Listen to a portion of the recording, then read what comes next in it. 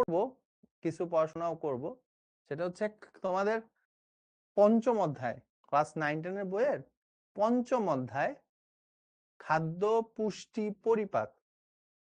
খাদ্য পুষ্টি পরিপাক এই অধ্যায়টা আমরা হচ্ছে খুবই ভালো করে পড়বো। এখান থেকে আচ্ছা, এখন তোমাদের নেক্সট টার্গেট কি? মানে তোমরা আমাকে আগে এইটা বলো যে এই যে ক্লাসগুলো হচ্ছে বেসিকের ক্লাস, দুরন্তের ক্লাস, এগুলা থেকে তোমরা কি এক্সপেক্ট করতেছো, যে হোয়াট ইউ উইল গেট? ঠিক আছে, তোমরা কি এক্সপেক্ট করতেছো যে তোমরা এই ক্লাসগুলা করার পরে চাও তোমাদের মধ্যে কি হোক? আচ্ছা, এইটা এ এইচএসসি 28 ব্যাচের ক্লাস, অন্য ক্লাসে তোমরা এখানে কি করছো আমি সত্যি জানি না। আচ্ছা, নলেজ গেইন করতে চাও, ওকে। কলেজ লাইফটা ইজি, এইচএসসি লাইফটা ইজি হোক, আই ডোন্ট থিংক সো। এসএসসির বই থেকে পড়াবেন টপিক সব এসএসসিরই, এইচএসসির আমরা কিছুটা টাচ দিব। এইচএসসির বায়োলজি সহজ, জিনিস পড়তে গেলে অনেক কিছু চলে আসে। যেমন আমরা একটা একটা প্রশ্ন থেকে শুরু করি, আমাদের প্রধান খাদ্য উপাদান কয়টা? আচ্ছা, বেসিক যেহেতু স্ট্রং করতে চাও তাহলে একটু খাতা নিয়ে বসো সবাই। আমি যেহেতু বেসিক স্ট্রং করতে চাই, আমরা সবাই একটু খাতাটা নিয়ে বসি, ঠিক আছে? আমরা সবাই খাতা নিয়ে বসি।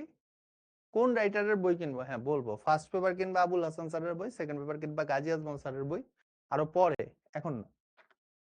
বই এখন কেনা লাগবে না, কারণ তোমাদের জন্য নতুন ব্যাচ বের হবে, তখন কিনলেই হবে। ওকে, আমরা কি সবাই বই খাতা নিয়ে বসছি? ও বই তো নাই, সরি, খাতা নিয়ে বসি। আমি সবাই খাতা নিয়ে বসছি, কারণ ওই যে তোমরা বেসিক বেসিক বলতেছো, এখন অনেক বেসিক দিব, সেই বেসিক গুলা ক্যাচ করতে হবে, ঠিক আছে? সবাই খাতা নিয়ে বসছি, ওকে। সো তোমাদের কমেন্ট আমি অন রাখলাম, আমি নরমালি ক্লাস যখন চলে তখন আমি কমেন্ট অফ করে দেই, বাট তোমাদের সাথে যেহেতু এইচএসসি 28 এর সাথে যেহেতু ফার্স্ট ক্লাস, সো এই জন্য হচ্ছে কমেন্টটা অন রাখতেছি, ঠিক আছে? সো আচ্ছা, প্রথম কোশ্চেন যেটা ছিল সেটা হচ্ছে আমাদের খাদ্য উপাদান, প্রধান খাদ্য উপাদান কয়টা? প্রধান খাদ্য উপাদান, প্রধান খাদ্য উপাদান কয়টি গাইস? আমাদের প্রধান খাদ্য উপাদান কয়টি বলো?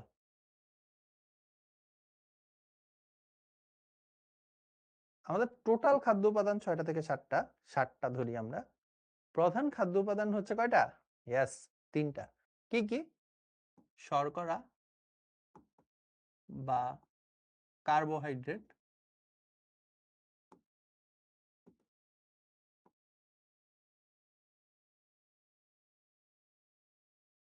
প্রোটিন বা আমিষ,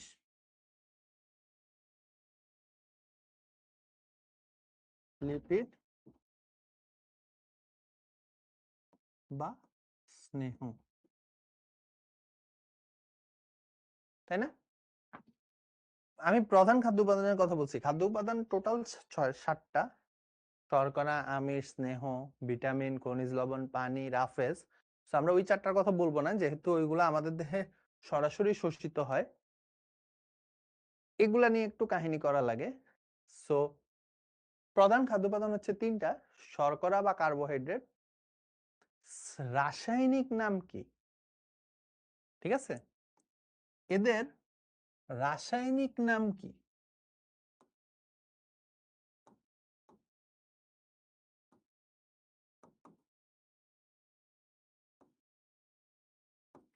আচ্ছা, শর্করা বা কার্বোহাইড্রেটের রাসায়নিক নাম হচ্ছে পলিস্যাকারাইড।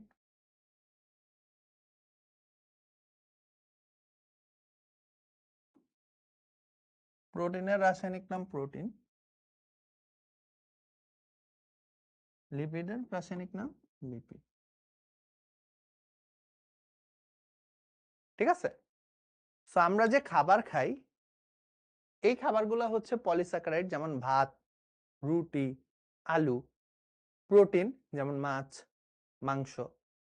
লিপিড যেমন তেল, চর্বি। ওকে, সো আমরা এগুলা খাই।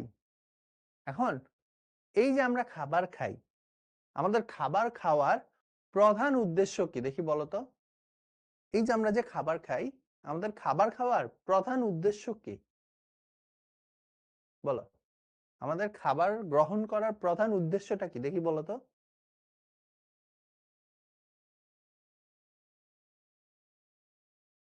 আচ্ছা, ওয়াহিদা লিখছে শক্তি। আচ্ছা, সবাই লিখতেছে শক্তি উৎপাদন। ওকে, এখন আমাদের দেহে শক্তি উৎপাদন হয় কোন প্রক্রিয়ায় দেখি বলো তো। ওকে, তোমরা আমাকে বললে যে ভাইয়া আমাদের শক্তি দরকার। আচ্ছা, এখন ভাই যদি তোমাদেরকে প্রশ্ন করি যে এই শক্তিটা উৎপন্ন হয় কোন প্রক্রিয়ায়, 9 টেনে পড়ে আসছো 4 নম্বর চ্যাপ্টারে। ইয়েস, সুলতান মাহমুদ সবার আগে সঠিক উত্তর দিয়েছে। এই শক্তিটা উৎপন্ন হয় শ্বসন প্রক্রিয়ায়। এখন এই শ্বসন প্রক্রিয়ার কাঁচামাল কি? শ্বসন হয় কিসের, কিসের শ্বসন হয় বলো তো। এই যে শ্বসনের মাধ্যমে শক্তি উৎপন্ন হয়, শ্বসন কোষের ভিতরে হয় আমরা জানি। এই শ্বসন হয় কিসের? Yes, glucose. গ্লুকোজ কি এক ধরনের শর্করা, তাই না? এই টোটাল প্রক্রিয়াটা কোথায় হয়? এই টোটাল প্রক্রিয়াটা কোথায় হয়?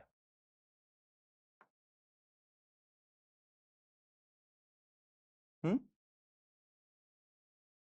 এই যে শ্বসন হচ্ছে, শক্তি তৈরি হচ্ছে, গ্লুকোজ ভাঙতেছে, টোটাল প্রক্রিয়াটা হয় কোথায়?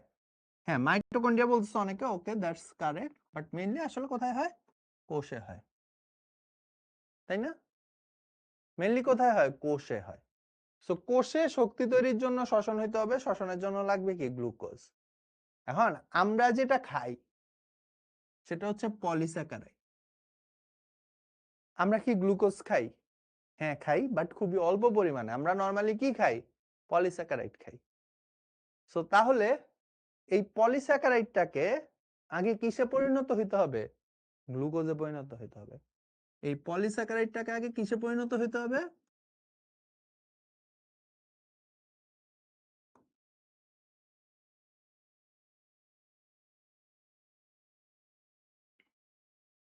পলিস্যাকারাইডটাকে কিসে পরিণত হইতে হবে? গ্লুকোজে পরিণত হইতে হবে, তাই না?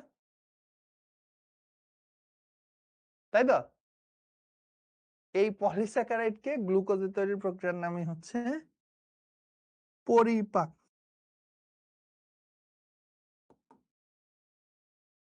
সো পলিস্যাকারাইড কি? একটা জটিল খাবার। পলিস্যাকারাইড কি? একটা জটিল খাবার। আর গ্লুকোজ কি? একটা সরল খাবার, তাই না? গ্লুকোজ কি? গ্লুকোজ হচ্ছে একটা সরল খাবার, তাই তো? তাহলে কি হচ্ছে? যে প্রক্রিয়ায় জটিল খাবার সরল খাবারে পরিণত হচ্ছে তাকে পরিপাক বলে। যে প্রক্রিয়ায় জটিল খাবার কোন খাবারে পরিণত হয়? সরল খাবারে পরিণত হয়, তাকে পরিপাক বলে।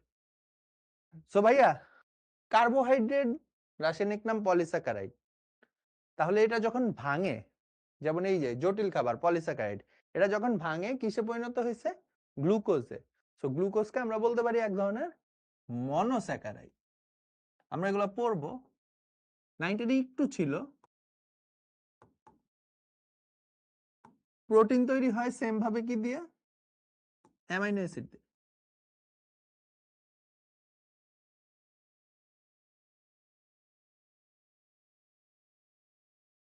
আর লিপিড তৈরি হয় কি দিয়ে?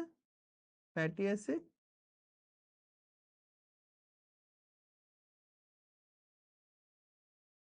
ও গ্লিসারল দিয়ে।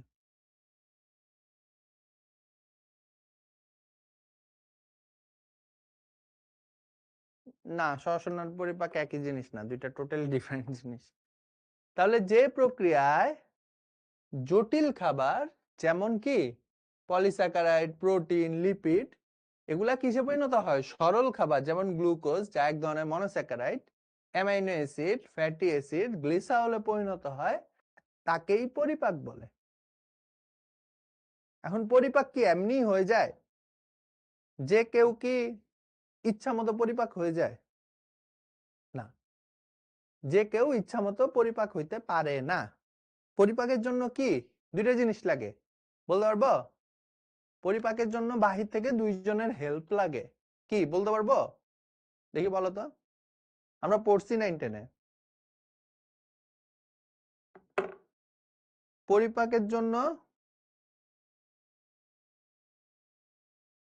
দুইটা জিনিসের হেল্প লাগে। ইয়েস, ইফতেখার একটা বাড়ছে। আমিষ থেকে শক্তি তৈরি হয় না? না, আমিষ থেকে শক্তি হয় না।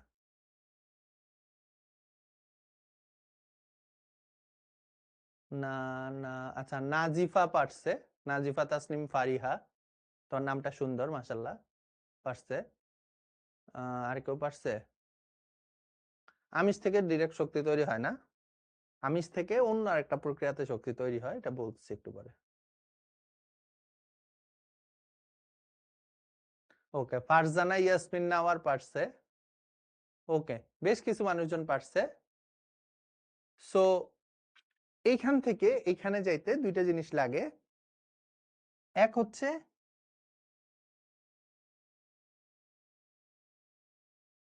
এনজাইম। 9-10-এ পড়ছিলাম না? মনে আছে? ওই যে ptyalin, maltase, pepsin, trypsin, amylase, lipase, অনেক অনেক ছিল এনজাইম। আর আরেকটা লাগে হরমোন। সো এরা দুইজনই আসলে ভাই,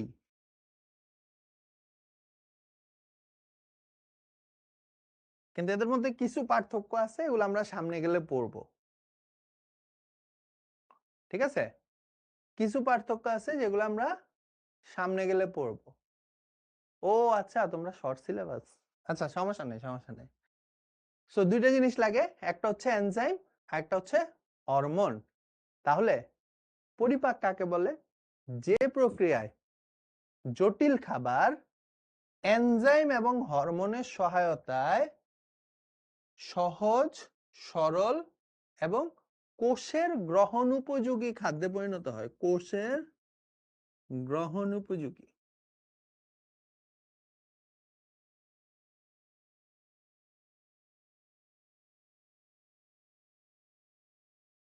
ঠিক আছে, কিসে পরিণত হয়? কোষের গ্রহণ উপযোগী খাদ্যে পরিণত হয়, তাকে বলে হচ্ছে পরিপাক। কি হচ্ছে তাহলে যে প্রক্রিয়ায় কোন খাবার? জটিল খাবার কিসে পরিণত হচ্ছে? কোষের গ্রহণ উপযোগী সহজ সরল এবং তরল খাদ্যে পরিণত হচ্ছে, তাকেই আমার পরিপাক বলে। তাহলে পরিপাক কাকে বলে? পরিপাক কেন হয়? পরিপাক কি জন্য হচ্ছে? এগুলা বুঝতে পারছি। আচ্ছা, একজন একটা কোশ্চেন করতেছো, ভাইয়া মেডিকেলের টপ 10-এ থাকতে হলে কি ভর্তি হতেই হবে? আচ্ছা, তোমাদের কি 10-এ হচ্ছে পঞ্চম অধ্যায় ছিল না? খাদ্য পুষ্টি পরিপাক ছিল না তোমাদের 10-এ? ছিল? ও, এটা আগে ছিল। এই অর্ধেক হ্যাঁ লিখতেছে অর্ধেক না লিখতেছে মানে কি? ছিল না তাইলে হ্যাঁ লিখতেছিলা কারা? বুঝলাম না।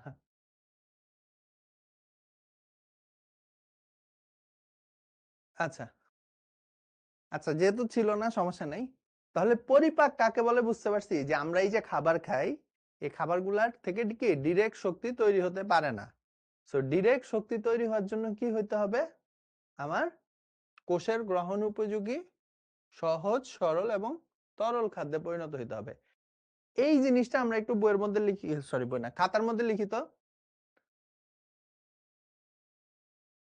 এই জিনিসটা খাতার মধ্যে লিখি যে পরিপাক কাকে বলে। এই আচ্ছা, এখানে মনে হয় সমস্যা হয়েছে, ওই 57, হ্যাঁ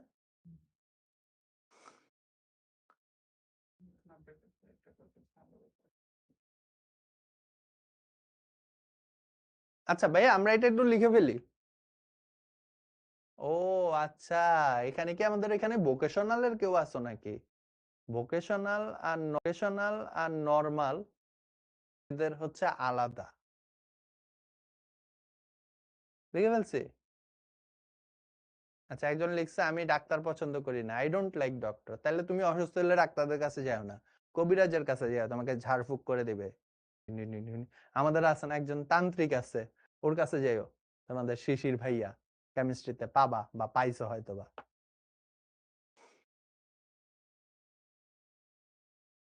সো পরিপাক বুঝতে পারছি।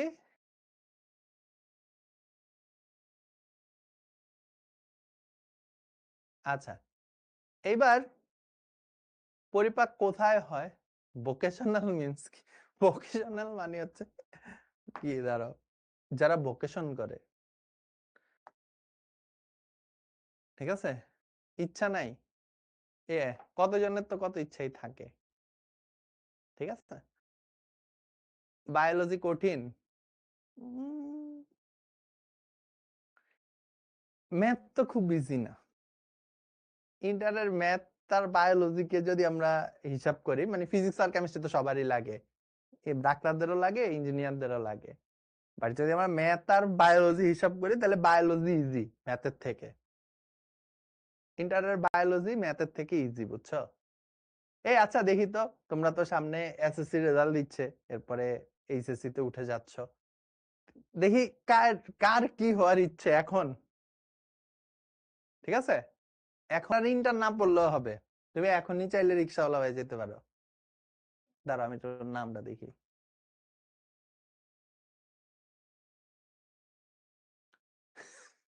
আচ্ছা, একজন লিখ কাঠার, ক্যাডার হবে আপু, জিও পলিটিক্যাল অ্যানালিস্ট, তাহলে ওই যে শাহিদিন ভাইয়ের সাথে যোগাযোগ করা।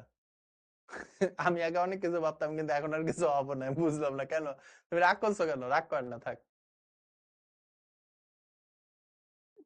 আচ্ছা, এই যে আরেকজন পাইছি, হেলিক্সের টেরোরিস্ট হইতে চায়, নাম কি দেখি, চান্দু, ওর নাম হচ্ছে সঞ্জয় চান্দু। ও টেরোরিস্ট হইতে চায়, তাও আবার টেরোরিস্ট বানান ভুল লেখছে। তোরে দিয়েই হবে। ও আচ্ছা, কতজন পরীক্ষা দেবে বলছিলাম? Medical student 1,50,000। সিট কয়টা জানো? হ্যাঁ, সিট হচ্ছে 4,000, আর ঢাকা মেডিকেলের সিট হচ্ছে 250। তাহলে এবার চিন্তা করো, 1.5 লাখের মধ্যে যদি ডিএমসি তে 250 চান্স পায়, তাহলে হচ্ছে প্রতি কয়জনের মধ্যে একজন ডিএমসি তে চান্স পায়? না, সিট 5,000 ছিল, পরে কমায় ফেলছে। চিন্তা করো, 1.5 লাখের মধ্যে 4,000 হচ্ছে মেডিকেলে চান্স পায়, এর মধ্যে 250 জন হচ্ছে ঢাকা মেডিকেলে চান্স পায়।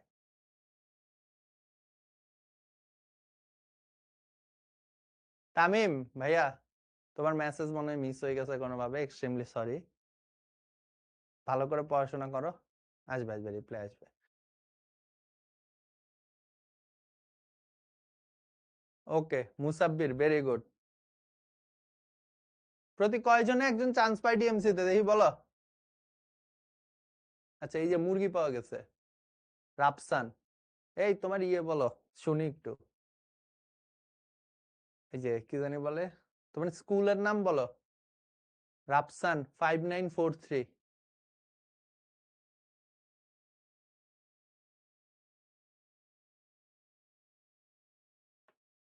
নাম্বারটা অনেক বড়, বুঝছো? So that's very tough DMC. ইনশাল্লাহ, আই হোপ তোমরা পারবা। প্রতি 600 জনে একজন হচ্ছে ডিএমসি তে চান্স পায়। সো আই হোপ তোমরাও পাও। হুম। তো এরই প্রথম প্রশ্ন হচ্ছে পরিপাক। আচ্ছা, তো আমরা বললাম পরিপাক হয়, পরিপাক কিভাবে হচ্ছে বললাম, কেন হচ্ছে বললাম। এবার আমরা চলো জানি পরিপাক কোথায় হয়। আচ্ছা, তো পরিপাক প্রক্রিয়া পরে, পরিপাক যেখানে হয় ওটাকে বলা হচ্ছে পরিপাক তন্ত্র, ঠিক আছে। আচ্ছা, মাহাদি হাসান একটা খুব সুন্দর কোশ্চেন লিখছে, ভাইয়া মনে রাখবেন এসএসসি 26-এর কোনো বেসিক নাই। আমরা 1 বছর পড়ছি আর অর্ধেক সিলেবাস পড়ছি, আমাদের পড়ানোর সময় অনেক গভীরে গিয়ে পড়াবেন। ওকে, থ্যাংক ইউ জানানোর জন্য। তোমার এই রণ শোধ হবে না, না না না। ওকে, সো এই যে পরিপাক হয় এইটাকে বলে হচ্ছে, যেখানে পরিপাক হয় ওটাকে বলে হচ্ছে পরিপাক তন্ত্র বা পৌষ্টিক তন্ত্র।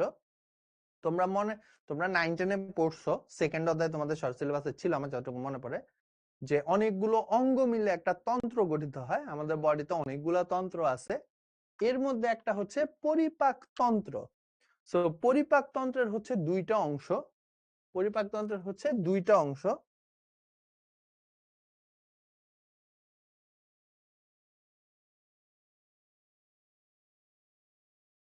ঠিক আছে, একটা হচ্ছে পরিপাক নালী, যাদের মধ্যে দিয়ে খাবার পাস করে, যাদের মধ্যে দিয়ে খাবার পরিপাক হয়।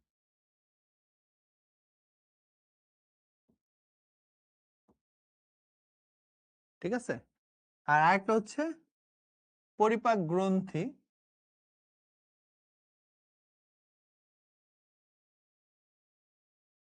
যারা এনজাইম হরমোন ক্ষরণ করে, এনজাইম হরমোন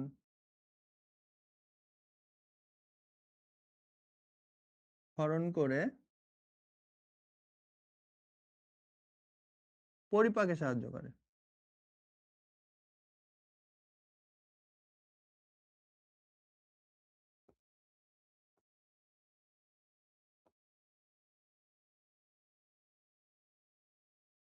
ঠিক আছে,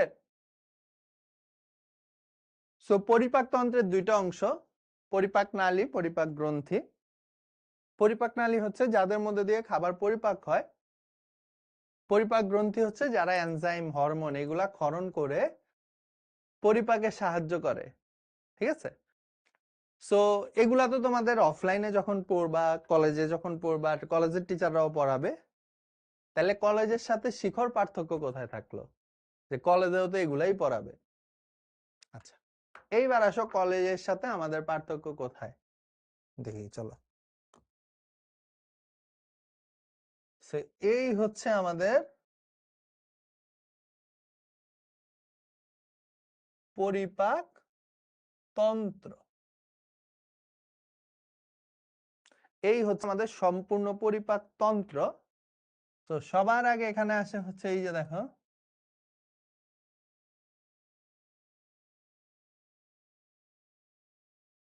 মুখ। ঠিক আছে, তোমাদের মুখের উপর থেকে যদি আমি চামড়া সরাই ফেললে এটা এরকমই দেখা যাবে। এই যে মুখ, উপরে হচ্ছে দাঁত, ভিতরে হচ্ছে এই যে জিহ্বা, এটা আমরা পড়বো একটু পরে। এরপরে এই যে মুখের থেকে, দাঁড়াও, এই যে মুখের থেকে খাবার যখন চলে যায় এই যে এইখানে, হ্যাঁ, এই যে আমাদের এইখানে, সো তখন হচ্ছে এটাকে কি বলে, এটাকে বলে হচ্ছে আমার মুখের পরে এটাই হচ্ছে গলবিল বলে। হ্যাঁ, সো গলবিল নিয়ে আমরা আরো সামনে পড়বো। তারপরে হচ্ছে এই যে লম্বা একটা নালী আছে, এই যে 6 লেখা যে এইটা, এইটাকে বলে হচ্ছে অন্ন নালী, বা ইংলিশে বলে হচ্ছে ইসোফেগাস। ঠিক আছে, অন্ন নালী বা ইংলিশে বলে হচ্ছে ইসোফেগাস। ঠিক আছে, আচ্ছা, সেই ইসোফেগাসটা হচ্ছে 25 সেন্টিমিটারের মতো লম্বা। এরপরে এটা চলে যায় এই যে নিচের দিকে। ঠিক আছে, এই যে লাল কালারের এটা হচ্ছে ডায়াফ্রাম, এর ভিতরে হচ্ছে এই যে 3 নাম্বার লেখা যে এইটা হচ্ছে পাকস্থলী, এটা হচ্ছে কি পাকস্থলী। আর উপরে আছে এই যে তোমাদের কলিজা, আছে নাকি তোমাদের কলিজা? হুম, ছেলেদের থাকে, মেয়েদের তো থাকে না কলিজা। মেয়েদের থাকে কলিজা? হুম, ছেলেদের কলিজা থাকে, মেয়েদের তো থাকে না, নাকি ঠিক বলছি? সেই কলিজা, কলিজাতে খাবার যায় না, আবার এরপরে চলে আসে হচ্ছে এই যে পাকস্থলী। পাকস্থলী থেকে এই যে এখানে বের হয়, এটাকে বলা হচ্ছে ক্ষুদ্রান্ত। তো এই যে যে পেঁচানো এটা দেখতেছো, এটা পুরাটাই হচ্ছে ক্ষুদ্রান্ত। ঠিক আছে, আমাদের ক্ষুদ্রান্ত প্রায় 22.5 ফিট লম্বা। আমাদের ক্ষুদ্রান্ত প্রায় 22.5 ফিট লম্বা। এখন তোমরা বলতে পারো ভাইয়া আমি নিজেই তো 5 ফুট, তাহলে আমাদের ক্ষুদ্রান্ত কিভাবে 22.5 ফুট হয়, কেন হয়, কিউ? ঠিক আছে, তো দেখি আমাকে কে বলতে পারবা যে ভাইয়া আমরা নিজেরা হচ্ছি 5 ফুট 6 ফুট, আমাদের ক্ষুদ্রান্ত কেন 22 ফুট? ভুরি, ক্ষুদ্রান্ত, বৃহদান্ত্র, এখানে দুইটা অংশ আছে।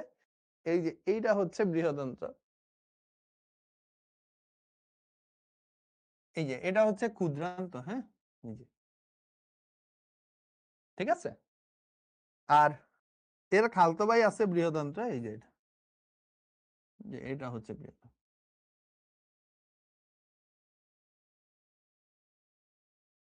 বুঝতে পারছো? আচ্ছা, অনেক পেঁচানো থাকে, বুঝতে পারলাম। সো তাহলে এবার বলো যে এরা অনেক পেঁচানো থাকলে লাভ কি?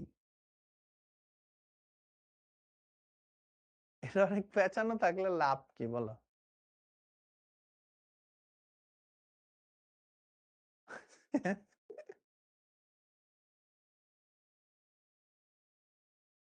একটা লিখছে 22 ফিটের প্রয়োজন, তাই 22 ফিট হয়, কেমনটা লাগে।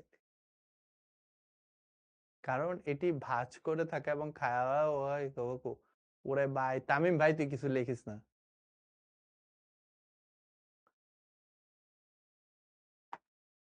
আচ্ছা, কেউ কেউ কাছাকাছি যাইতে পারছো।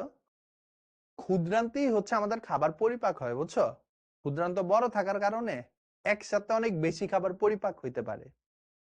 ক্ষুদ্রান্ত বড় থাকার কারণে একসাথে অনেক বেশি খাবার পরিপাক হইতে পারে। এই যে একজন লিখছো শোষণ ক্ষেত্র বৃদ্ধি, তুমি হয়তো বা চ্যাট জিপিটি থেকে মারছো, বাট ইয়াস, ক্ষুদ্রান্ত এত বড় হওয়ার কারণ যেহেতু ক্ষুদ্রান্তে খাবারটা পরিপাক হয়, তাহলে একসাথে যাতে বেশি খাবার পরিপাক হইতে পারে, একসাথে যাতে কি হইতে পারে, বেশি খাবার পরিপাক হইতে পারে, বুঝছো? এই জন্য হচ্ছে ক্ষুদ্রান্ত এত পেঁচানো অবস্থায় থাকে। তাহলে একটু খাতার মধ্যে লিখে ফেলো যে ক্ষুদ্রান্ত 22.5 ফিট লম্বা কেন হয়? যাতে অল্প সময়ে বেশি খাবার পরিপাক হতে পারে। অল্প সময়ে কি বেশি খাবার পরিপাক হতে পারে। এই আচ্ছা, এই যে তোমাদের কিন্তু একটা বিশাল সেলিব্রেশন আছে যারা এ প্লাস পাবা, বুঝছো? যারা এ প্লাস পাবা ওদের জন্য হচ্ছে শিখো আর প্রথম আলো মিলে হচ্ছে ওই যে জিপিএ 5 সেলিব্রেশন, অনেক মজা হয়, বুঝছো? অনেক বড় বড় ব্যান্ড আসে। ঢাকারটা যেমন ফ্যান্টাসি কিংডমে হয়, চিটাগাং এরটা ফয়েজ লেকে হয়। সো এখানে সব রাইড ফ্রি করা থাকে, মানে তুমি যে কোনো রাইডে উঠতে পারবা। ঢাকারটার ক্ষেত্রে ওই রকম সেম থাকে, ঠিক আছে। ফ্যান্টাসি কিংডমে যে কোনো রাইড ফ্রি করা থাকে, অনেক মজা হয়। সো যারা এ প্লাস পাবা, আমরা আবার ওইখানে যাই, যেমন একেবারে টেকনাফ থেকে তেতুলিয়া, কক্সবাজার থেকে পঞ্চগড়, সব জায়গাতেই আমরা যাই, ঠিক আছে। এ প্লাস যারা পায় তাদের, মানে তারাই খালি রেজিস্ট্রেশন করতে পারে এখানে, আসলে আমাদের তো কোনো দোষ নাই। সো মানে সব জায়গাতেই হয়, সব জেলাতেই হয়, বুঝতে পারছো? একেবারে সব জেলাতেই হচ্ছে এটা হয়। সো দেখা হবে, যারা এ প্লাস পাবা ওদের সাথে ইনশাল্লাহ দেখা হবে, অনেক মজাও হবে। চুয়াডাঙ্গা তো গতবার গেছিল তো, যাওয়ার কথা। আরে ভাই আমরা টিচার মাত্র 25 জন, হয় হচ্ছে 64টা জেলায়। তো একসাথে তো যাওয়া সম্ভব না। হ্যাঁ, সব জায়গাতে হয়, পাবনা, সিলেট, রংপুরেটা কই হয় আমার এক্সাক্ট মনে নাই, বাট হয়। ফরিদপুরও হয়, হ্যাঁ সব জেলাতে হয়। সো ওইখানে তোমাদের সাথে হোপ দেখা হবে। So, আচ্ছা, এর পাশাপাশি লিখে ফেলছো যে ক্ষুদ্রান্ত কেন এত পেঁচানো থাকে?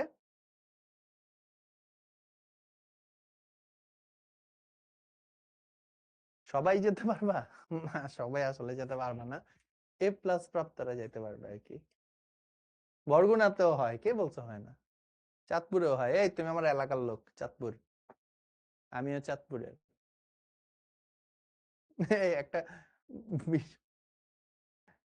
একটা ভিডিও মাঝখানে অনেক ভাইরাল হয়েছিল, দেখছিল তোমরা?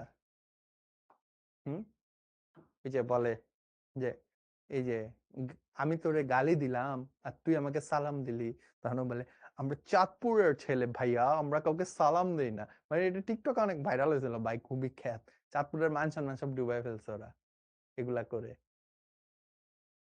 এক জেলা থেকে প্লাস পেলে ঢাকায় গিয়ে সেলিব্রেশন যোগদান করতে পারবো, এটা আসলে এক্সাক্ট শিওর না, এটা সম্পর্কে ভাইয়া জানি না।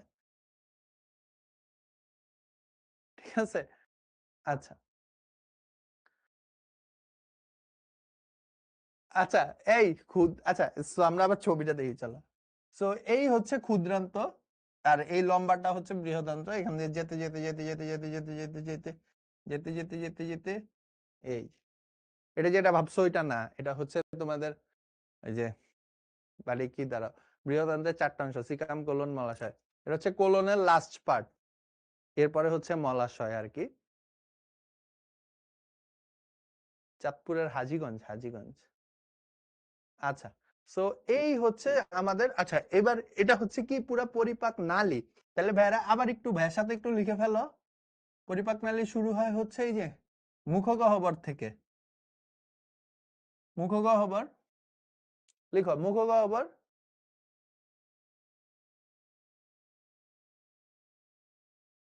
ইনশাল্লাহ, লিখো মুখগহ্বর। তারপরে হচ্ছে আহ ভাইয়া লিখে দিব। আচ্ছা লিখে দিই। ফার্স্ট হচ্ছে মুখগহ্বর, ঠিক আছে? এই যে মুখগহ্বর, এই যে এটা হচ্ছে মুখগহ্বর। এরপরে হচ্ছে গলবিল,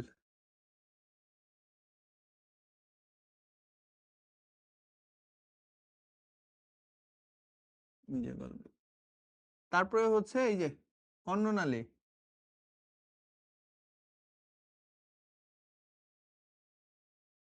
হ্যাঁ। তারপরে হচ্ছে এই যে নিচের দিকে, আহারে আমাদের এটা মুছে যাবে, একটু একটু লিখছো, বিরতি লাগবে। হ্যাঁ দিবনি 10 মিনিট। লিখো মুখগহ্বর, গলবিল, অন্ননালী। লিখছি অন্ননালী। আচ্ছা এবার একটু এটা মুছে যাবে।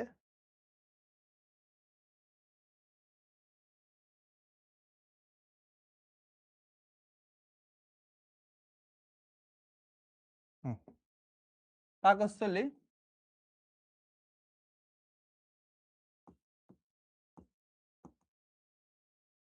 ক্ষুদ্রান্ত। ক্ষুদ্রান্তের আবার তিনটা অংশ, হ্যাঁ। ক্ষুদ্রান্তের তিনটা অংশ নাম মনে রাখতে হবে, ডিওডেনাম, জেজুনাম,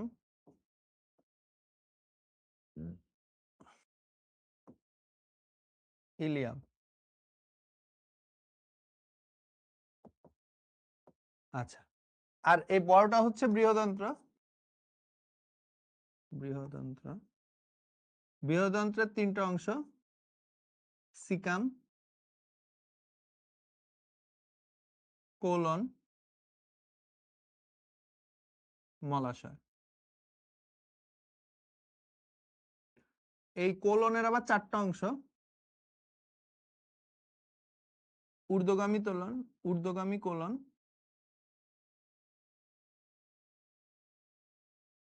তারপরে হচ্ছে ট্রান্সভার্স কোলন,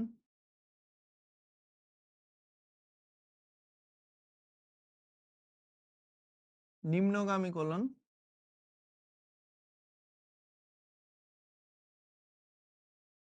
আর হচ্ছে ঊর্ধ্বগামী, ট্রান্সভার্স, নিম্নগামী, আর লাস্ট হচ্ছে তোমার সিগময়েড কোলন।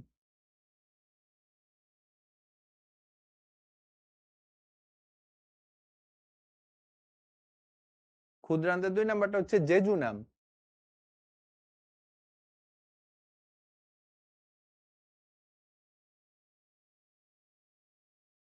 রেকটাম হচ্ছে মলাশয়েরই অপর নাম। এইচএসসি 28-এর অর্ধবার্ষিক, তোমার তো এখনো কলেজই শুরু হইলো না, কলেজ শুরু হওয়ার পরে ধরো 5-6 মাস।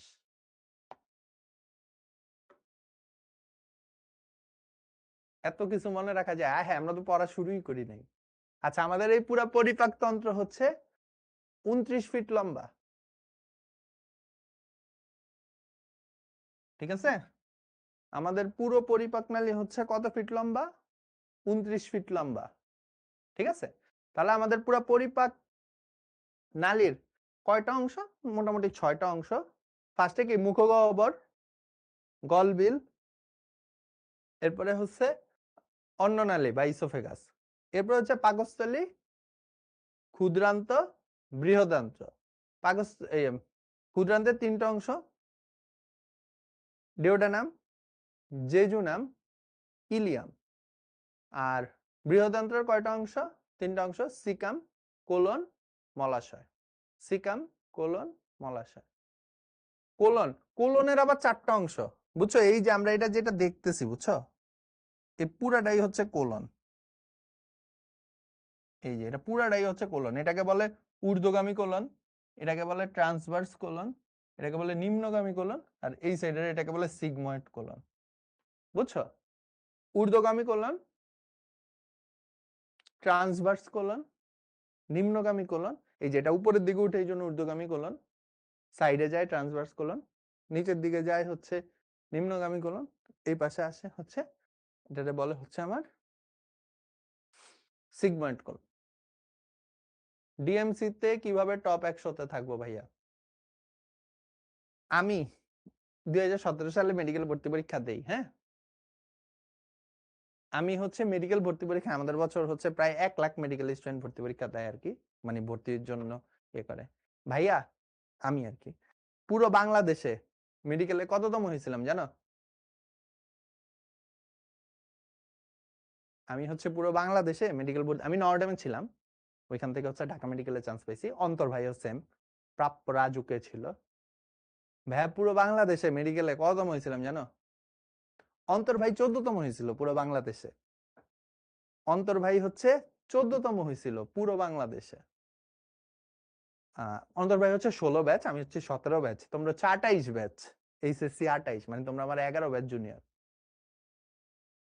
ও আচ্ছা, অনেকে জানো, বলছিল মনে হয় ক্লাসে, আমি তো বই নেই, অন্যরা বলছে হয়তো। যারা জানো না,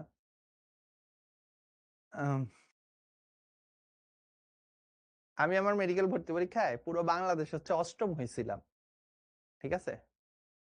সো যারা লিখতেছে যে মেডিকেলের টপ 100-এ কিভাবে থাকবো, টপ 10-এ কিভাবে থাকবো, টপ 5-এ কিভাবে থাকবো, ঠিক আছে, সেইগুলা বলবো, সবই বলবো। আমি কিভাবে পড়ালেখা করে আসছি, এইচএসসির সময় আমার কি অবস্থা ছিল, হ্যাঁ, এগুলা সবই বলবো।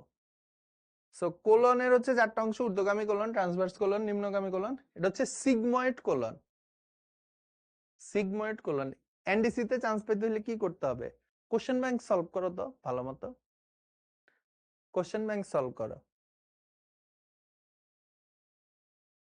এনডিসি তে চান্স তো লাইফ গোল, আমি জানি, ছেলেদের এনডিসি, মেয়েদের হলিক্রস, ঠিক আছে? সো আই হোপ তোমরা চান্স পাও, সবাই চান্স পাও। এনডিসি তোমার জীবন বদলে দিবে, লিটারালি তোমার জীবন বদলে দিবে। সেটা আমরা এখানে কিন্তু অনেক মানুষ এনডিসির, আমি, অন্তর ভাইয়া, তোমাদের সামি ভাইয়া, তোমাদের শাওন ভাইয়া, আমরা কিন্তু সব এনডিসি, ঠিক আছে? হলিক্রস অ্যাডমিশনের জন্য সেম, কোশ্চেন ব্যাংক সলভ করো। মানে আমি আমার লাইফে কিছু কিছু কলেজের মানুষজনকে খুবই অ্যাডমায়ার করি, ওই কলেজের স্টুডেন্টদেরকে খুবই অ্যাডমায়ার করি। এনডিসি তো আমার নিজের কলেজ, ওদেরকে কোট করি। Dhaka college, residential model college, Holy Cross college, এইসব কলেজের বাচ্চা কাচ্চাদেরকে হচ্ছে আমি প্রচুর হচ্ছে অ্যাডমায়ার করি। মানে অন্য কলেজে কি হয় আমার, আমি আমার এনডিসির জাস্ট একটা ছোট্ট কাহিনী বলি, হ্যাঁ, তোমরা এটা তুলতে থাকো। সেটা হচ্ছে আমি নরডামে যখন পড়ি, হ্যাঁ, আমার বাসা অনেক দূরে ছিল, নরডাম মতিঝিলে, আমার বাসা হচ্ছে ফার্ম গেটে। সো প্রচুর ডেইলি আমার যাইতে 1 ঘন্টা লাগতো, আসতে 1-1.5 ঘন্টা লাগতো, অনেক সময় লাগতো, কারণ তখন মেট্রো ছিল না। সেই জন্য হয়েছে কি, রোজার সময় আমার পক্ষে এত ট্রাভেল করা পসিবল ছিল না, মানে শরীর কুলাইতো না। সেই কারণে আমি রোজার সময় অনেক ক্লাস মিস দিছি। এনডিসি তে আবার 85%-এর নিচে অ্যাটেন্ডেন্স থাকলে তোমার এইচএসসি তে বসতে দেয় না। সো কলেজে টেস্টের আগে, আবার টেস্টের 2-3 মাস আগে একটা বিশাল লিস্ট দিছে যে কাদের কাদের পার্সেন্টেজ হচ্ছে 85-র নিচে। ঠিক আছে, ওদেরকে বলছে গার্জিয়ান না, যাদের 75 থেকে 85 ওদেরকে বলছে পার্সেন্টেজ বাড়াইতে, আর যাদের 75-এর নিচে ওদেরকে বলছে গার্জিয়ান নিয়ে আমাদের একটা গাইডেন্স আছে, যারা হচ্ছে কলেজে সবকিছু দেখাশোনা করে, ওইখানে গিয়ে ফাদারের সাথে দেখা করতে, বুঝছো? সো আমার নাম ছিল ওই লিস্টে 1 নম্বরে, কারণ আমি এমনি গ্রুপ 1-এ ছিলাম। এনডিসি তে অনেকগুলো গ্রুপ থাকে, এখন মনে হয় 22টা গ্রুপ। সো আমি গ্রুপ 1-এ ছিলাম। সো 1 নাম্বারই আমার নাম। বুঝতে পারছো? 1 নাম্বারই আমার নাম। সো আমি হচ্ছে তো আম্মুকে নিয়ে গেছি। তা আম্মুকে আমি বলছি যে, আম্মু স্যারকে বইলো যে হচ্ছে ও অসুস্থ ছিল, এই জন্য হচ্ছে ও আসতে পারে নাই। হ্যাঁ, এই জন্য একটু ওকে কনসিডার করেন, নাহলে তো আমার উপরে পরীক্ষায় টেস্টই বসতে দিবে না। তো আম্মু সহ আমি ঢুকলাম গাইডেন্সে, স্যার আমারে বের করে দিয়েছে, বললো না তুমি বের হও, তুমি যাও ক্লাসে যাও। তা আমি ক্লাস চলে গেছি, বুঝছো? আমার আম্মু তারপরে কথাবার্তা বলে বের হয়েছে। বের হওয়ার পরে আমি আম্মুরে জিজ্ঞেস করতেছি ক্লাস শেষে, স্যার যে আম্মু স্যার কি বলছে বা স্যার কি বকাঝকা করছে? গার্জিয়ানকে কয়েকটা কথা শোনায় দিত, কলেজে আসেন আপনারা কি দেখাশোনা করেন, কি পড়াশোনা করে বাচ্চা, স্বাভাবিক এটাই। মানে নরডেম ভিডিও যাবে সামনে, তোমাদের বিভিন্ন করতে পারো, সমস্যা নেই, ঠিক আছে? সো নরডেমে খালি এ প্লাস পাইলি, সো এ প্লাস পাবা ইনশাল্লাহ, তোমরা সবাই এখানে এ প্লাস পাবা, তোমাদের জন্য অনেক অনেক দোয়া থাকলো। সো এ প্লাসও পাবা, এক্সামও দিতে পারবা, এক্সামটা ভালো করে দিও, ভদ্রভাবে দিও, ভাইবা হয় ভাইবাতে ঠিক মতো দিও, ইনশাল্লাহ হয়ে যাবে। আর এইটা তোমার জীবনের সেরা ডিসিশন হবে। এ প্লাস, এরপর হচ্ছে এক্সাম হয়, 50 মার্কের একটা এক্সাম হয়, কখনো রিটেন হয়, কখনো এমসিকিউ হয়, নো ওয়ান নোস কি হবে, আর ভাইবা হয় না, ভাইবা বাংলাতে হয়, ইংলিশ ভার্সনের জন্য ইংলিশে হয়, বাংলা ভার্সনের জন্য বাংলায় হয়। সো নরডেম আর হলিক্রস, আমি এই দুইটা কলেজের ক্ষেত্রে বলতে পারি, মানে কলেজ কুমিল্লার সেরা কলেজ ভিক্টোরিয়া কলেজ, নোয়াখালীর সেরা কলেজ কোনটা ভাইয়া জানি না, আমার আইডিয়া নেই। আমি কতগুলা জানি, যেমন রংপুরে আছে হচ্ছে ওই যে রংপুর ক্যান্টনমেন্ট, রাজশাহীতে রাজশাহী কলেজ, বগুড়াতে আজিজুল হক কলেজ, ময়মনসিংহে আনন্দমোহন কলেজ, সিলেটে এমসি কলেজ, কুমিল্লায় ভিক্টোরিয়া কলেজ, খুলনায় হচ্ছে ওই যে এমএম সিটি কলেজ, যশোরেও সেম এমএম কলেজ আছে একটা, এটা সরকারি, বরিশালে হচ্ছে হাতেম আলী কলেজ, তারপরে চিরাঙে আছে চিরাং কলেজ আছে, আরেকটা কলেজ আছে কি জানি নাম, ভুলে গেছি। এরপরে ক্যান্টনমেন্ট কলেজগুলো সব অনেক ভালো রেজাল্ট করে। ঢাকায়, তোমরা এখানে অনেকে আছো ঢাকায় আসতে চাও, সো এইগুলা হচ্ছে পরিপাক নালী, পরিপাক গ্রন্থি। ভাই তোরা কোশ্চেন করছিস, তারপর তোরাই বলা যে স্যার পড়ায় না। হ্যাঁ, বিএফ শাহিন কলেজ ভালো, বাট এক্সট্রিম ভালো না। ওকে, সেইবার আসো পরিপাক গ্রন্থি, যারা এনজাইম হরমোন ক্ষরণ করে। তো এরকম কলেজ আছে হচ্ছে, সরি কলেজ না, এরকম গ্রন্থি আছে হচ্ছে 5টা, ঠিক আছে? এরকম 5টা কলেজ আছে, আরে কলেজ না, 5টা গ্রন্থি আছে। তো 5টা গ্রন্থি কি কি? এ লালা গ্রন্থি, স্কোলাগা ডালা তো লাইফ জিঙ্গা লালা, লালা গ্রন্থি, এই যে আমাদের মুখে 3 জোড়া লালা গ্রন্থি থাকে। পাকস্থলী, পাকস্থলী তো বুঝতেছে, এই যে, আচ্ছা পাকস্থলী ডিরেক্ট গ্রন্থি না, এখানে গ্যাস্ট্রিক গ্রন্থি থাকে আর কি পাকস্থলীতে।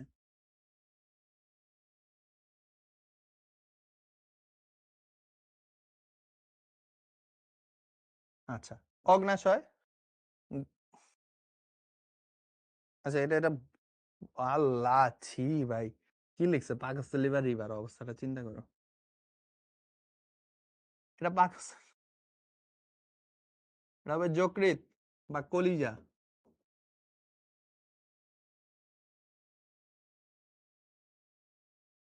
ঠিক আছে? সো পৌষ্টিক গ্রন্থিতে হচ্ছে লালা গ্রন্থি, যকৃৎ বা কলিজা, অগ্নাশয়, গ্যাস্ট্রিক গ্রন্থি, আন্তরিক গ্রন্থি। আন্তরিক গ্রন্থি হচ্ছে থাকে ক্ষুদ্রান্তে, গ্যাস্ট্রিক গ্রন্থি থাকে পাকস্থলীতে, লালা গ্রন্থি থাকে হচ্ছে আমাদের মুখে, মুখ, গ্যাস্ট্রিক গ্রন্থি থাকে পাকস্থলীতে,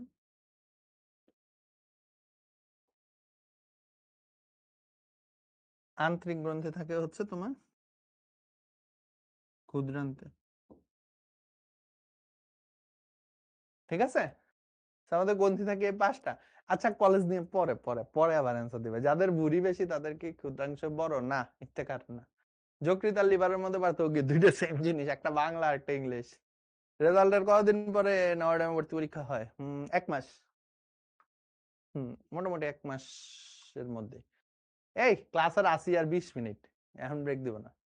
ক্যাডেট কলেজ নিয়ে কি বলবো? ক্যাডেট কলেজে কি তুমি ভর্তি হতে পারবা? ক্যাডেট কলেজ তো যদি আগে ভর্তি হয়ে থাকো তাহলে তো ক্যাডেট তোমার জন্যই, ও তো সেরা, ক্যাডেট কলেজের উপরে কোনো কথা নাই। আচ্ছা, তোমাদের 1150 আর ওইখানে 1250, আরো 100 মার্ক আছে। সো তোমরা 1150 প্লাস পাইলেই ভালো কলেজ পাবা। আসো। ওকে, সেইবার আসো মুখ গহ্বর। মুখ গহ্বরের মধ্যে অনেকগুলা অংশ আছে, যেমন দাঁত আছে, দাঁত নিয়ে আমরা সামনে বড় করে পড়বো। জিহ্বা আছে, লাল লালা গ্রন্থি আছে, লাল গ্রন্থি না, লালা গ্রন্থি আছে। এরপরে আরো কিছু জিনিস আছে, এই যে দাঁত না, তারপরে জিহ্বা। এবার জিহ্বা দিয়ে উপরের দিকে ইয়ে করো, জিহ্বাটাকে উপরের দিকে নিয়ে যাও, তাহলে দেখো একটা শক্ত জিনিসের মতো লাগতেছে না? হ্যাঁ, ওইটাকে বলে হচ্ছে হার্ট প্যালেট। হার্ট প্যালেট বা ঊর্ধ্বতালু।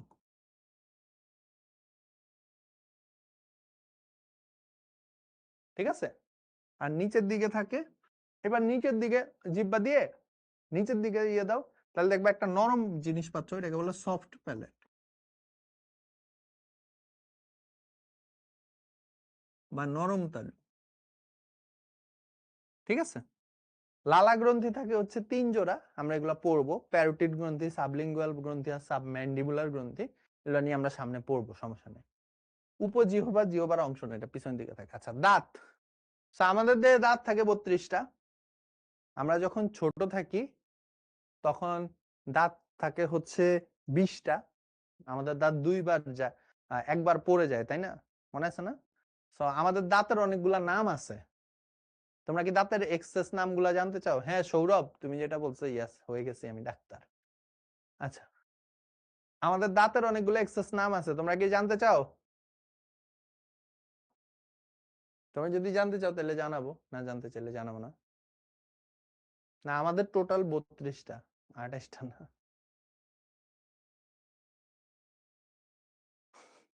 আচ্ছা, দাঁতের অন্য নামগুলা দেখো। হেটেরোডন্ট,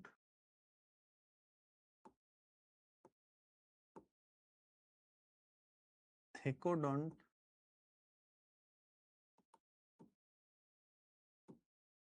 ডাইফায়োডন্ট।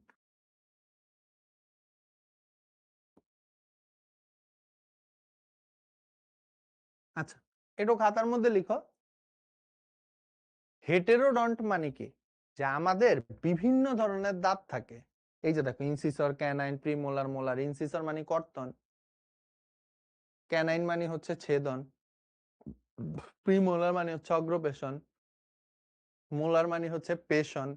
ঠিক আছে, তো ইনসিসর, ক্যানাইন, প্রিমোলার, মোলার, আমাদের বিভিন্ন টাইপের দাঁত থাকে, এদেরকে বলে হচ্ছে হেটেরোডন্ট। আমাদের বিভিন্ন টাইপের দাঁত থাকে, এদেরকে কি বলে? হেটেরোডন্ট। ঠিক আছে, আচ্ছা। তারপরে হচ্ছে থেকোডন্ট। থেকোডন্ট মানে কি? থেকোডন্ট মানে হচ্ছে, দেখো আমাদের দাঁতগুলা মাড়ির মধ্যে শক্ত করে লাগানো থাকে না? হ্যাঁ, এই যে দাঁতের নিচের দিকে টান দাও, দেখো আমাদের দাঁতগুলা কি মাড়ির মধ্যে শক্ত করে লাগানো আছে না? এই জন্য আমাদের দাঁতকে বলা হচ্ছে থেকোডন্ট। আর এরপরে আমাদের দাঁতকে আবার বলে ডাইফায়োডন্ট। ডাই মানে 2, আমাদের দাঁত 2বার উঠে। ছোটবেলায় থাকে দুধ দাঁত, ওগুলা সব পরে গিয়ে আবার কি বড় দাঁত উঠে। 18 বছর বয়সের মধ্যে হচ্ছে অ্যাডাল্ট দাঁত, মানে পূর্ণাঙ্গ দাঁতগুলা উঠে যায়। এই জন্য আমাদের দাঁতকে বলা হচ্ছে ডাইফায়োডন্ট। আক্কেল দাঁত হচ্ছে, আক্কেল দাঁত হচ্ছে তোমার এক বিশেষ ধরনের পেশন দাঁত, যেগুলো অনেক মোটা হয়, বুঝছো? যেগুলো অনেক মোটা হয়। হেটেরোডন্ট, থেকোডন্ট, ডাইফায়োডন্ট। ডাইফায়োডন্ট মানে হচ্ছে আমাদের দাঁত 2বার উঠে। তোমাদেরকে 18 বছর হয়ে গেছে? হ্যাঁ, তোমাদেরকে 18 বছর হয়ে গেছে?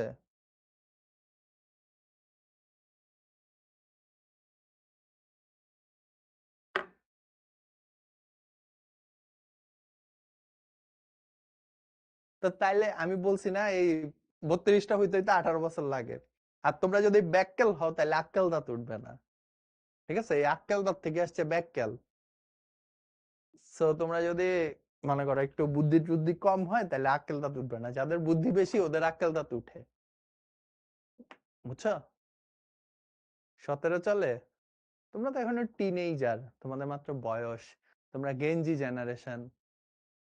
রুবায়েত আল হাসান, হ্যাপি বার্থডে ভাইয়া। সো 32 হোক, 32 না সরি 18 হোক, তাহলে 32টা উঠবে, সমস্যা নেই। আর 32 হইলে তখন 18টা হয়ে যাবে, উল্টাই যাবে। হ্যাঁ, আক্কেল দাঁত হচ্ছে যাদের একটু বুদ্ধি কম ওদের উঠে না। একজন লিখছে আপনার উঠছে, উঠলে দেখান। আমি এখন আমার দাঁত দেখাবো তো, দেখুন না, আক্কেল দাঁত থাকে একেবারে এই জায়গাতে। ওই যে আমি পাইছি কয়েকজনের বুদ্ধি বেশি, ওদের আক্কেল দাঁত ঠিক আছে। ওকে, আমাদের 4 ধরনের দাঁত আছে, এগুলো নিয়ে আমরা পরে আরো আলোচনা করব। আমাদের দাঁতের গঠন নিয়েও আমরা পরে আলোচনা করব, এগুলো এখন আমাদের জানা লাগবে না। আচ্ছা, পাকস্থলী। হুম। সো পাকস্থলী হচ্ছে আমাদের পরিপাকতন্ত্রের খুবই ইম্পর্টেন্ট একটা অংশ। সো এই দেখো ভাই, একটা ছবি নিয়ে আসছি।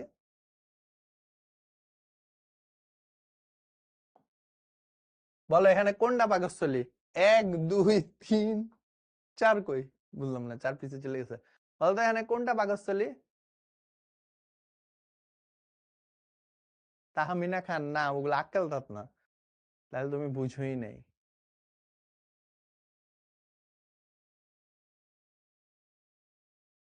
ইয়েস, এখানে এটা হচ্ছে পাকস্থলী, ঠিক আছে? এটা হচ্ছে যকৃৎ, কলিজা। হুম। আর আছে হচ্ছে এই যে পিছনের দিকে দিয়ে যদি একটু দেখি, তাহলে এই যে পাতার মতো এটা চাল লিখা, যে এটা হচ্ছে অগ্নাশয়। হুম। এটা হচ্ছে স্প্লিন বা প্লিহা, ঠিক আছে? আর আর কি, আর এই যে সবুজ এটা হচ্ছে পিত্তথলি, এই যে সবুজ পিছন দিক দিয়ে দেখি,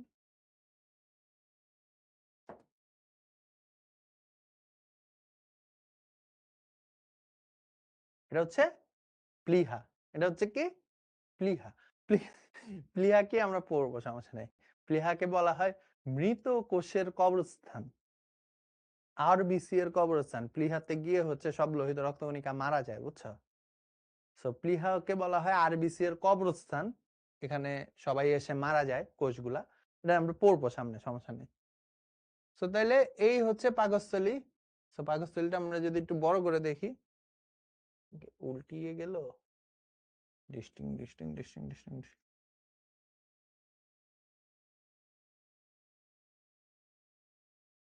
ঠিক আছে?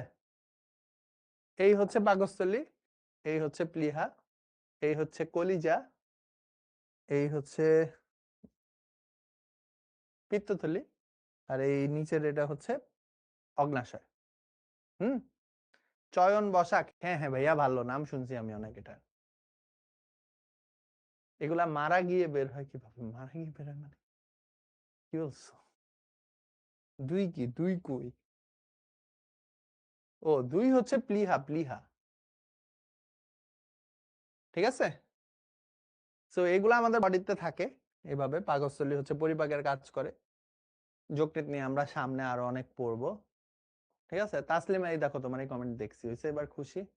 পিত্তথলিতে পাথর হয় কেন? খুবই সুন্দর কোশ্চেন করছো। তো পিত্তথলি জমা রাখে যেটা, সেটা হচ্ছে পিত্তরস। এই পিত্তরসের মধ্যে প্রচুর হচ্ছে বাইকার্বনেট থাকে, বুঝছো? এখন এই বাইকার্বনেটের একটা উপাদান, বাইকার্বনেট হচ্ছে ক্যালসিয়াম কার্বনেট তৈরি করে। এই বাইকার্বনেট থেকেই হচ্ছে আমার পাথর হয়, বুঝতে পারছি? বাইকার্বনেট থেকে আমার কি হয়? পাথর হয়। এটাই তো যকৃৎ। এই আরে দূরও লাগবে না, ঠিক আছে? 5 নাম্বারও কি কলিজা? হ্যাঁ। তা একজনের কি 5টা কলিজা থাকতে পারে না? এক ওপা কলিজা, 5ও কলিজা, ঠিক আছে? নাই, তোমাদের এখানে অনেকে আছে আমি জানি, যাদের অনেকগুলা কলিজা। আসো, ওকে। সো পাকস্থলী হচ্ছে থলির মতো, এরা উপরের থেকে শুরু হয়, মানে এই যে ডায়াফ্রামের এখান থেকে শুরু হয়, অন্ননালী এখানে এসে শুরু হয়। আরবিসি পিত্তথলিতে মারা যায় না, আরবিসি মারা যায় হচ্ছে স্প্লিনে, প্লিহাতে। আচ্ছা, আর এরপরে হচ্ছে এদের প্রাচীর হচ্ছে পুরু পেশিবহুল, এখানে অনেকগুলা গ্যাস্ট্রিক গ্রন্থি থাকে, আমরা গ্যাস্ট্রিক গ্রন্থি নিয়ে সামনে আরো পড়বো, সমস্যা নেই। পাকস্থলী কি করে? পাকস্থলী হচ্ছে একটু প্রোটিন জাতীয় খাবার পরিপাক করে। পাকস্থলী কি করে? প্রোটিন জাতীয় খাবার পরিপাকে সাহায্য করে, আর আমাদের খাবারে যত জীবাণু থাকে এই জীবাণুগুলাকে মেরে ফেলে। পাকস্থলী কি করে? পরিপাক করে, এবং যে আমাদের ইয়েতে যে জীবাণু থাকে এই জীবাণুগুলাকে মেরে ফেলে। ঠিক আছে, এই জীবাণুগুলাকে কি করে? মেরে ফেলে। আচ্ছা, এরপরে আসে হচ্ছে অন্ত্র। অন্ত্রের দুইটা অংশ বলছে, ক্ষুদ্রান্ত, বৃহদান্ত্র। ক্ষুদ্রান্তের আবার চারটা অংশ, সিকাম, কোলন, এই যে ডিওডেনাম, জেজুনাম, ইলিয়াম। বৃহদান্তের তিনটা অংশ বলছিলাম, ক্ষুদ্রান্তের তিনটা, বৃহদান্তের তিনটা, সিকাম, কোলন, মলাশয়, বৃহদান্ত। গ্রন্থির কথা ভাই বলছিলাম, লালা গ্রন্থি, যকৃৎ, অগ্নাশয়, গ্যাস্ট্রিক গ্রন্থি, আন্তরিক গ্রন্থি। সো লালা গ্রন্থি থাকে 3 জোড়া, প্যারোটিড গ্রন্থি, সাবম্যাক্সিলারি বলে কিছু না, এটা সাবম্যান্ডিবুলার হবে, হ্যাঁ।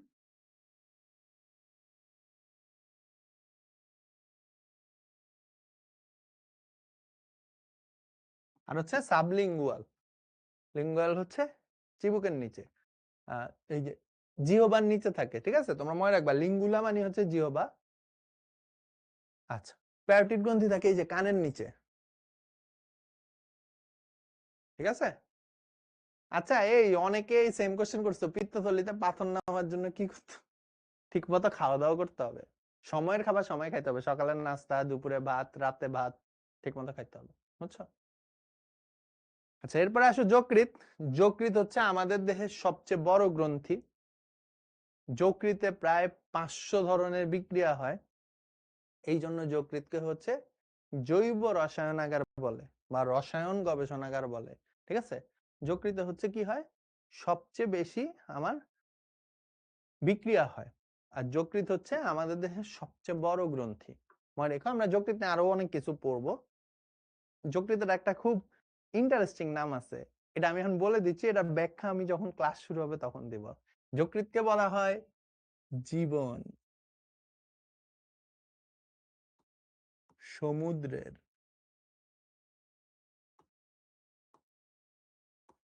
কর্মমুখী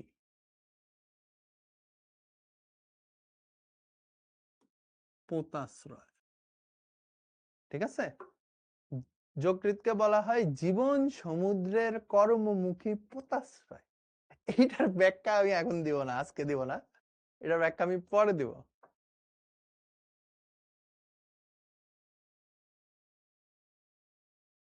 হ্যাঁ, কারিমা তাসনিম, হ্যাঁ আপু, পিত্তরস বেড়ে যায় কেমনে? তোমার যকৃৎ বেশি কাজ করতেছে। হ্যাঁ, এটার মানে কি এটা বুঝাবো পরে। জীবন সমুদ্রের কর্মমুখী পোতাশ্রয়, ঠিক আছে। আচ্ছা, তো যকৃতের ভিতরে পিত্তরস তৈরি হয়, এই পিত্তরস গুলা হচ্ছে পিত্তথলিতে জমা হয়। হ্যাঁ, মনে রাখো, যকৃতের অনেক কাজ, বুঝছো, আমরা যকৃতের কাজগুলা নিয়ে পুরো একটা ক্লাসই আছে আমাদের শুধু যকৃৎ, আমাদের একটা ক্লাসই আছে শুধু যকৃৎ, বুঝতে পারছো? সো তখন আমরা যকৃৎ নিয়ে পড়বো, কোনো সমস্যা নাই। আচ্ছা, সো যকৃতের অনেক কাজ, এগুলো আমরা তখন পড়বো, এখন পড়বো না, আমরা শেষ করতে পারবো না। অগ্নাশয়। সো অগ্নাশয় হচ্ছে